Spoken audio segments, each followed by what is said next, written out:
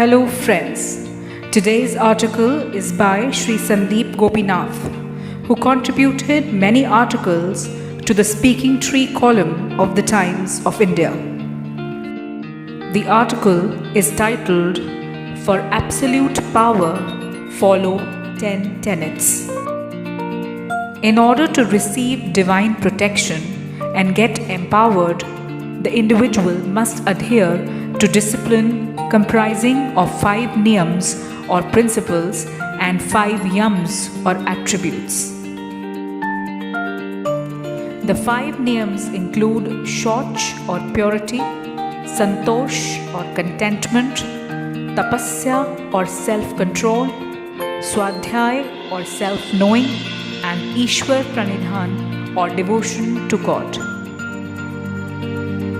The 5 yams include ahimsa or non-violence, satya or truth, asteya or non-stealing, brahmacharya or character, and aparigraha or non-hoarding. Cleanliness is essential for God consciousness. The mind must be cleansed and purified of all wretched and impious thoughts. There should be purity of speech. You must always speak the truth. The fruit that accrues from maintaining purity of body, mind, and action is that your preoccupation with your body and external beauty will diminish. This will take you closer towards God realization. You should be satisfied with whatever you have. You must take whatever little you possess as a gift from the Lord. The Lord knows what to give, how much to give, and how to give it. This whole universe, along with its substances, is directed and pervaded by God. Whatever exists is His property, and therefore, whatsoever out of that property He bestows upon you, enjoy it. Do not covet others' property. After all, whatever exists is not the property of anyone except Lord Shiva. The fruit that accrues from maintaining complete contentment is that you become completely at peace. You must follow your duty according to your capacity and circumstances, even if you have to face hardships. For instance, don't overeat by filling yourself with excess food. You should leave your stomach slightly empty. This will keep your body in form and your mind agile and alert. The seeker of truth should be humbler than dust. Be tolerant and forgiving even towards those who try to harm you. You will feel much more peaceful and earn more praise this way rather than by shouting at him or seeking revenge. You should devote your time to study and reflect upon scriptures such as the Bhagavad Gita.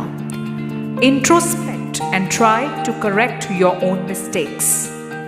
Stop gossiping. Do not speak ill of anyone. The fruit that accrues from continuously striving for self-knowledge through constant study of the scriptures is that the Lord whom you seek, Ishtadev, will give you strength. He need not come and reveal himself to you in his physical form. Surrender to God must be complete, where both body and mind are to be surrendered to the will of God. Non-violence is of 2 kinds, predominant and subtle.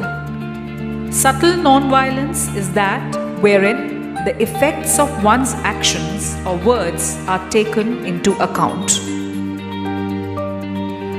Truth is both objective and internal. Do not speak the truth that is undesirable or which creates problems. Internal truth is of a different kind. It is truthful meditation. If after you withdraw your organs of action and your organs of cognition, you are internally stimulating yourself with thoughts of sensual pleasures, you are on a wrong path. Your activities are meaningless. Dishonesty is both overt and covert. Mental theft, for instance, is subtle dishonesty. Greed due to temptation is theft, as are jealousy and envy.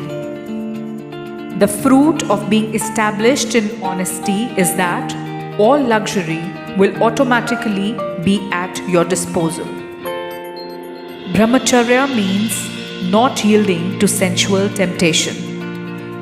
By cultivating Brahmacharya, you can attain Viryalabha, the storage of power. Aparigraha means the absence of compulsive hoarding. The more things you hoard, the more you will be worried and preoccupied for their preservation and care.